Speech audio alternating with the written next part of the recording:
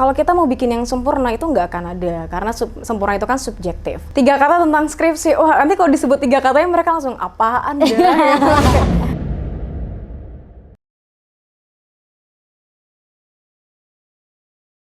Assalamualaikum warahmatullahi wabarakatuh. Selamat datang kembali di podcast UIN Jakarta bersama saya Xiaomi Dia Hairani dalam segmen podcast Ngobrol Bareng Dosen. Sebagai mahasiswa psikologi semester 6, saya sudah mendapatkan mata kuliah yang namanya seminar proposal atau SEMPRO. Nah, SEMPRO ini merupakan pintu gerbang dari pengerjaan skripsi nanti. Tapi yang saya temuin di lapangan, teman-teman saya itu memiliki beberapa keresahan soal pengerjaan skripsi atau SEMPRO ini.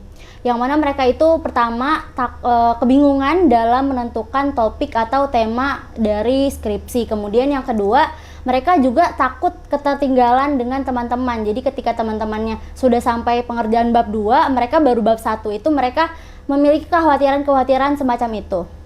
Nah, dari keresahan-keresahan itu pada akhirnya mahasiswa itu jadi tidak berfokus dalam pengerjaan skripsinya, lebih kepada overthinking yang tadi sudah saya bicarakan. Nah, biar teman-teman Sobat UIN tidak kebingungan lagi dan tidak overthinking sendiri lagi, dalam segmen kali ini kita bakal ngobrol bersama dosen komunikasi penyiaran Islam Fakultas Dakwah dan Ilmu Komunikasi, Ibu Musfiah Saidah, terkait gimana sih caranya biar mahasiswa itu nggak kebanyakan overthinking ketika lagi pengerjaan skripsi. Yuk langsung aja kita masuk sharing bersama Bu Musfiah Saidah. Saya bisa panggil Ibu apa, Bu? Panggilnya Bu Vivi boleh? Oke, terima kasih Bu Vivi sudah menyempatkan waktunya untuk kesini. Bagaimana Ibu kabarnya hari ini? Baik, kamu gimana kabarnya? Alhamdulillah baik Ibu. Oke. Terima kasih Ibu Vivi sudah berkenan datang ke podcast kita hari ini. Jadi seperti yang sudah saya jelaskan tadi, kita bakal ngomongin soal skripsi nih Bu. Nah Sobat UIN, Bu Vivi ini selain sebagai dosen juga beliau merupakan content creator ya Bu. Content creator di TikTok. Jadi beliau ini seringkali membuat konten-konten yang berkaitan dengan skripsi. Jadi ada mahasiswanya yang datang ke beliau, kemudian beliau memberikan saran-saran yang kemudian mungkin relate juga dengan teman-teman yang lagi mengerjakan skripsi. Hasilnya akhirnya dibuat dalam bentuk konten seperti itu teman-teman. Jadi saya penasaran sih Bu, ide awalnya nih Bu membuat konten-konten tentang skripsi itu apa Bu? Oke, ini menarik banget ya. Kan kalau kita bicara dunia kampus, salah satu hal yang mungkin kayak menakutkan gitu di kepala mahasiswa adalah skripsi. Jadi kayak kalau misalnya saya baca-bacain komen gitu mereka tuh sering banget, bisa nggak sih kita kuliah tapi nggak usah skripsian gitu. Jadi buat mereka tuh skripsi kayak momok yang sangat menyeramkan gitu. Tapi buat saya, karena saya tuh suka riset sebenarnya. Jadi buat saya tuh sebenarnya skripsi itu bisa kita bikin jadi menyenangkan. Tinggal gimana perspektif itu diubah. Karena kan sering banget kita tuh mikir yang sulit, kita mikir yang jauh, mikirnya udah sidang gimana ya, judul skripsi ditolak gimana ya, jadi selalu berpikirnya tuh hal-hal yang buruk gitu. Nah, jadi melewati konten saya, jadi saya berharap dengan konten yang saya buat, kan kalau tadi sini bilang sifatnya tuh kayak ngobrol saya pengen mencoba membawa perspektif, kita tuh bisa loh jadi dosen pembimbing yang kayak temen buat mahasiswa. Jadi kalau misalnya kamu lihat konten saya tuh, kadang saya ketawa, kadang sebelum bimbingan ngomongin drakor dulu gitu. Terus kalau misalnya lagi bimbingan juga lebih ke arah diskusi. Jadi nggak cuma dia maunya apa terus kita jawab, enggak. Jadi kayak kita mencari titik tengah dari semuanya. Jadi titik awalnya adalah saya pengen bikin dunia pendidikan tuh jadi lebih menyenangkan aja. Karena saya suka belajar dan buat saya belajar tuh hal yang menyenangkan gitu loh. Jadi harapannya teman-teman juga bisa menikmati segala proses termasuk skripsian itu Wah, menarik banget nih Bu. Saya kebetulan juga beberapa kali menonton konten Ibu dan merasa termotivasi gitu dari apa yang ditampilkan. Emang kamu follow? Follow dong. Coba apa buktinya? Harus saya tampilkan sekarang Bu. Oke, terima kasih. Jadi kalau ini Bu, saya penasaran sih Bu dari apa yang mereka curhatkan mungkin ke Ibu dalam pengerjaan skripsi itu biasanya kesulitan-kesulitan apa sih yang mahasiswa dapatkan ketika pengerjaan skripsi?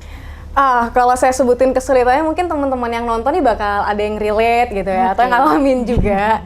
Jadi kalau saya baca-bacain komennya, pertama tuh mereka sering berkeluh kesah.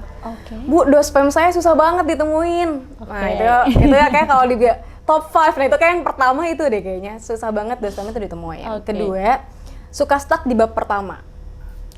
Jadi sama seperti kita kalau ngerjain apapun kan sulit untuk memulai. Nah, bab pertama dalam skripsi itu kunci kan. Kita harus menemukan masalah. Kita harus bisa menceritakan masalah itu, menurunkan jadi rumusan masalah. Itu yang kedua. Terus kalau misalnya yang ketiga dari sekian banyak gitu ya masalah-masalah yang mereka suka ceritakan di kolom komentar adalah kayak selalu melihat pencapaian orang lain. Yes, betul sekali. Jadi kayak membandingkan gitu. Misalnya, Bu, saya tuh udah 3 bulan gak bimbingan, udah sama pembimbingnya susah ditemuin. Terus ngelihat teman-temannya misalnya udah pada lulus, jadi udah males lagi tuh ngerjain skripsinya. Gitu. Jadi banyak sekali sebenarnya permasalahan skripsi di sekitar kita.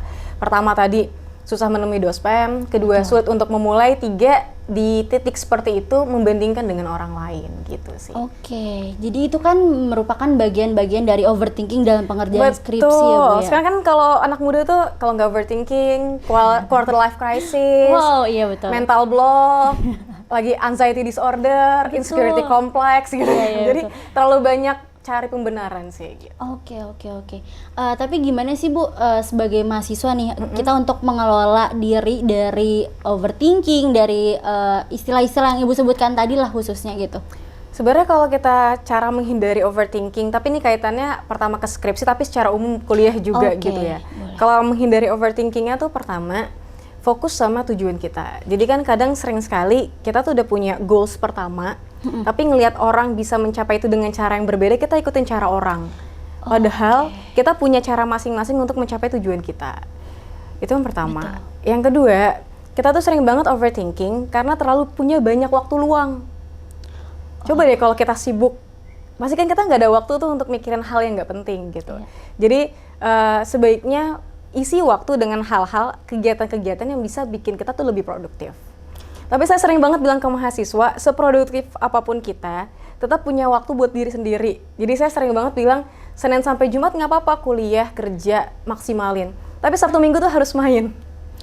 Jadi life balance tuh harus banget dijaga. Work-life balance. Betul. Jadi Sabtu tuh kayak day off gitu. Saya Sabtu Minggu tuh masuk yang jalan ya, artinya kayak ke pameran, camping, terus melukis. Jadi kan FYP di TikTok saya ikutin gitu. Buat menjaga keseimbangan. Betul. Penting banget itu dilakuin. Buat menjaga kesehatan mental juga ya Bu? Betul sekali. Nice. Terus Bu, tadi kan mungkin kaitannya langsung lebih spesifik ke skripsinya nih Bu. Di balik overthinking tadi gimana sih kita bisa mencapai bisa dibilang lulus tepat waktu gitu ya dengan pengerjaan skripsi yang lancar? Itu ada tips and triknya nggak Bu? Nah, kalau misalnya teman-teman semua mau mengerjakan skripsinya tuh lancar, terus terhindar, mungkin dia bahasnya terhindar kali ya, terhindar dari overthinking, ada beberapa hal yang bisa teman-teman lakuin. Pertama, jadi saya tuh di grup bimbingan, beberapa dosen juga sebenarnya udah tahu, saya tuh punya grup bimbingan namanya tuh Musfiah Squad. Nah, jadi caranya adalah setiap pertama kali bimbingan, saya minta mereka untuk membuat yang namanya outline. Jadi kayak outline plus deadline. Jadi misalnya outline-nya tuh dari awal sampai akhir mau ngerjain apa, plus waktunya. Jadi kayak, Bu, saya mau selesai bab 1 itu di bulan apa.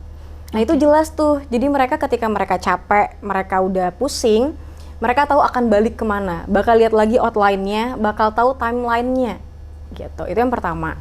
Yang kedua, kalau kita mau lulus tepat waktu dan gak overthinking, caranya adalah support system. Jadi itulah alasan saya bikin Musfiah Squad. Jadi di squad itu tuh lucu gitu loh, Sil. Setiap ada yang lulus, saya ngasih selempang. Jadi kayak Musfiah Squad Esos gitu. Jadi mereka tuh termotivasi. Jadi kalau udah mau kelar bimbingan terus mau sidang, mereka selalu nanya, Bu nanti saya dapat selempang kan Bu? Gitu. Jadi motivasi walaupun sederhana, tapi buat mereka tuh sangat-sangat berharga. Betul sekali. Nah itu jadi support system juga tuh di antara teman-teman bimbingan. Jatuhnya jadi nggak kompetisi ya, jadi saling tanya, jadi saling ngedukung gitu sih. Itu 2 hal yang penting sih dalam sebuah iklim supaya kita bisa lulus tepat waktu gitu. Berarti tadi pertama support system dan kemudian punya jadwal dan outline yang jelas. Betul. Gitu ya Bu. Jadi kalau dari POV Ibu sebagai dosen nih Bu, bagaimana sih cara agar bimbingan skripsi itu berlangsung dengan nyaman dan lancar gitu? Apa yang harus mahasiswa persiapkan mungkin atau bagaimana gitu dari POV? Nah baik, kalau misalnya itu, kalau di TikTok saya tadi kan Silmi juga cerita ya, kalau dilihat di kontennya, itu pasti saya selalu membuka dengan, halo teman-teman, selamat pagi, saya baru sampai kampus gitu. Terus hari ini ada bimbingan nih, tapi saya udah baca sebelumnya. Jadi POV saya kalau kita mau bimbingan, itu udah ngirim duluan progres kita ke dospem tuh sebelum bimbingan. Jadi pertama kita lebih siap, kedua dospemnya bisa baca. Jadi ketika bimbingan tuh nggak di depan kita dospem, lihat lagi. Pertama ya itu cukup membuang waktu. Kedua, dikhawatirkan nanti jadi nggak bisa baca secara keseluruhan karena waktunya terbatas. Jadi sebaiknya udah ngirim progres sebelum bimbingan. Kedua, sebelum bimbingan sebaiknya tuh udah baca dulu dan udah tahu mau nanya apa. Jadi nggak kan atur waktu bimbingan kan nggak mudah ya. Bisa aja dospem bisa sebulan sekali gitu. Jadi momen pertemuan tuh harus dimanfaatkan dengan baik. Ketika ketemu sudah punya catatan pertanyaan. Nah yang ketiga nih Mi, yang nggak kalah penting adalah ketika kita mau bimbingan, itu penting banget kita udah baca. Kita yakin sama yang kita tulis. Kan sering nih, tiba-tiba udah lagi bimbingan, apa saya ganti aja ya Bu? Gitu. Atau, Bu, udah deh Bu, kayaknya nggak bisa deh Bu. Cepet banget nyerahnya. Iya, betul. Terus misalnya dospem nanya, kenapa metodenya nggak ini? Kenapa nggak itu? Gitu. Terus kita langsung, ya deh Bu, saya ganti aja. Nah, sebenarnya ketika dospem nanya seperti itu, intinya untuk diskusi, untuk melihat apakah dia yakin dengan metode yang digunakan dan sebagainya. Jadi penting banget kita banyak referensi sehingga kalau diskusi tuh nggak cepet patah, tapi malah dapat solusi gitu sih. Oke, betul-betul. Berarti dari POV mahasiswanya juga perlu persiapan yang baik gitu dalam ketika mau masuk ke dalam ruang bimbingan. Betul gitu. sekali. Oke, selanjutnya mungkin tadi udah persiapan-persiapan, tapi ada nggak sih Bu kesalahan-kesalahan yang biasanya dilakukan mahasiswa ketika mau bimbingan? Oke. Nah kalau tadi Silmi katanya kesalahan-kesalahan, saya jadi ingat salah satu konten TikTok saya tuh kayak kesalahan-kesalahan yang sering terjadi gitu kan. Itu kan kayak gayanya medsos banget gitu ya. Iya, betul. Gitu. Kalau misalnya kesalahan-kesalahan yang terjadi dalam skripsi itu kan terbagi dari bab per bab ya. Bab 1 apa, bab 2 apa, bab 3 apa. Tapi mungkin saya akan melihat secara keseluruhan ya kesalahan itu seperti apa. Pertama itu dari hal teknis dulu nih Mi. Kadang kan misalnya dia udah nulis tapi nggak sesuai sama pedoman. Nah itu tuh mungkin dipikirnya tuh sederhana, tapi itu cukup fatal karena tiap fakultas atau bahkan sebenarnya kan kampus tuh punya pedoman utuh gitu ya. Jadi penting banget untuk cek pedoman. Kedua tuh teknis kayak kapan itu dipisah, kapan dia digabung, EYD. Itu kan hal-hal yang esensial tapi kadang terabaikan.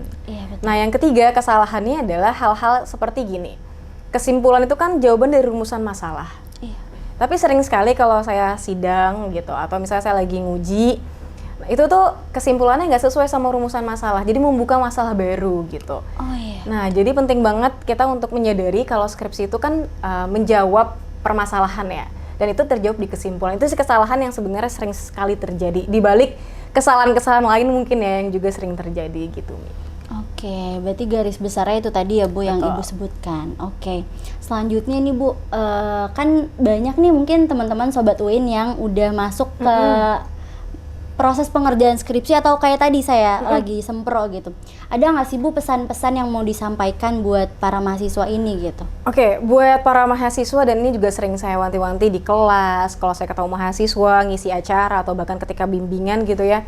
Pertama nih yang paling urgent dan selalu jadi kegelisahan saya adalah masalah plagiasi nih Mi. Saya selalu bilang gini, kalau kita mau bikin yang sempurna itu nggak akan ada, karena sempurna itu kan subjektif. Sesuatu yang saya anggap udah bagus belum tentu menurut penguji. Sesuatu yang anak bimbingan kita itu udah ngerasa perfect belum tentu menurut pembimbing gitu. Jadi mencari sesuatu yang nggak mau selesai karena belum bagus tuh nggak akan ada akhirnya. Karena kan itu subjektif ya. Itu yang pertama. Artinya apa? Kalau teman-teman mau membuat sesuatu yang perfect itu artinya lama gitu. Iya betul. Dan itu tidak akan ada kata akhirnya. Tapi kita bisa membuat sesuatu yang baik dan benar. Oleh karena itu ngecek plagiasi itu menjadi sesuatu yang urgent. Nah, sekarang kan kalau kita lihat isunya nih Mi, di media sosial kan ada tuh berita yang menyatakan bahwa ada nih mahasiswa alumni kali kita bilangnya ya, karena kan kasusnya udah terjadi beberapa waktu lalu ya. Dia menggugat karena skripsinya tuh diplagiasinya tuh parah gitu. Iya betul. Dengar nggak isu dengar itu juga ya? betul. Jadi buat saya pesan saya buat teman-teman mahasiswa, coba untuk lebih detail lagi, lebih jujur lagi sama diri kita masing-masing. It's okay kita berdarah-darah ngerjainnya, kita capek, terus harus menyediakan waktu untuk mengerjakan, tanya dosen dan lain sebagainya. Nggak apa-apa, itu semua akan terbayar dengan senyum bahagia orang tua ngeliat anaknya wisuda gitu. Jadi penting banget untuk terus cek Turnitin, plagiasinya. Jangan ragu untuk paraphrasing. Jadi paraphrase itu orang tuh mikirnya susah, ribet, tapi kalau kita ikutin sebenarnya paraphrase itu nggak terlalu sulit gitu.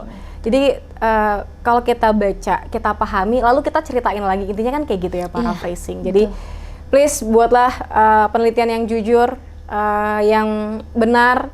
Nggak usah takut Bu, jelek, saya nggak bisa nulis. Kalau kita belajar, kita mau pasti bisa. Jadi di momen ini saya mau terus bilang ke teman-teman kayak kalian bisa, kalian pasti bisa, jadi jangan plagiat gitu. Itu yang pertama. Yang kedua, kalau kita ngerasa kita orang yang paling tertinggal, artinya teman-teman gue udah pada lulus gitu, terus udah semester 12, semester 14, udah di ujung nih gitu, udah ketinggalan banget.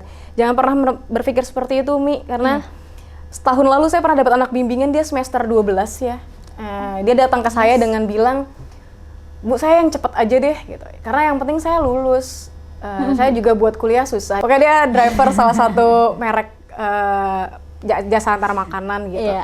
Terus saya cuman bilang, buatlah skripsi yang kamu tuh sanggup ngerjain, kamu senang, dan kamu yakin bisa ketemu sama datanya. Terus akhirnya kita memutuskan untuk ya udah skripsian tentang pekerjaan kamu aja sebagai pengantar jasa antar makanan gitu. Akhirnya kita bikin penelitiannya jadi skripsi. Dan skripsinya itu kita pecah datanya, kita kembangin datanya, dan dikonferensiin internasional dan dapat Scopus ID. Jadi buat saya semua orang tuh sebenarnya bisa, tinggal bagaimana dia mau berusaha gitu. Dan meneliti sebenarnya menyenangkan kok. Tinggal gimana kita melihat itu. Saya penasaran sih Bu. Saya pengen minta dari Ibu 3 kata tentang skripsi yang bisa memotivasi mahasiswa. 3 kata tentang skripsi, nanti kalau disebut 3 katanya mereka langsung apaan ya? Enggak ada Bu kayaknya gitu. Apa ya 3 kata tentang skripsi? Pertama tuh selesai. Kedua asik. Ketiga jujur. Betul. Jadi 3 hal itu kayak skripsi pada akhirnya yang baik adalah yang selesai. Betul. Terus skripsi itu sebenarnya menyenangkan asal kita bikin asik. Jujur, percuma bikin skripsi tebal-tebal tapi sebenarnya punya orang. Atau percuma kita bikin lama tapi sebenarnya cuma nyantai-nyantai terus cuma ngerjain 2 hari copy paste. Jadi 3 hal itu menurut saya yang bisa menggambarkan skripsi itu apa. 3 kata dari Bu Vivi tuh mungkin emang terlampau klise gitu bagi kita yang mengerjakan, cuman kayak tapi realistis juga gitu, bisa dibilang kayak masuk akal juga gitu ya. Terima kasih ya Bu Vivi sudah memberikan pencerahan bagi teman-teman Sobat UIN yang sedang mengerjakan skripsi atau mau memulai pengerjaan skripsinya. Mungkin saya akhiri dulu. Baik, terima kasih Bu Vivi yang sudah memberikan pencerahan dan motivasi bagi teman-teman Sobat UIN yang sedang mengerjakan skripsi. Sama-sama Mi, dan saya juga mau bilang buat Sobat UIN semuanya yang lagi nonton, sukses ya, semoga lancar semua skripsinya. Amin ya robbal alamin. Semoga bermanfaat juga ya teman-teman apa yang kita bahas hari ini. Jangan lupa juga tadi ada 3 pesan dari Bu Vivi, 3 kata tentang skripsi, selesai, asik, dan jujur. Semoga bermanfaat apa yang kami perbincangkan hari ini untuk Sobat UIN Jakarta, khususnya yang sedang mengerjakan skripsi. Selain segmen ngobrol bareng dosen, UIN Jakarta juga punya beberapa segmen lain, yaitu yang pertama ada apa kata ahli yang mendatangkan guru besar atau praktisi dari UIN Jakarta, kemudian segmen cerita mahasiswa, dan yang terakhir kabar alumni. Jangan lupa untuk mengikuti episode dan segmen podcast UIN Jakarta lainnya hanya di YouTube channel UIN Jakarta Official. Sobat UIN, jangan lupa juga untuk memfollow media sosial UIN Jakarta antara lain TikTok, X, Instagram, YouTube, dan yang terakhir ada WhatsApp channel UIN Jakarta. Sampai bertemu lagi di segmen podcast selanjutnya. Saya Xiaomi Diahyarani pamit undur diri. Wassalamualaikum warahmatullahi wabarakatuh.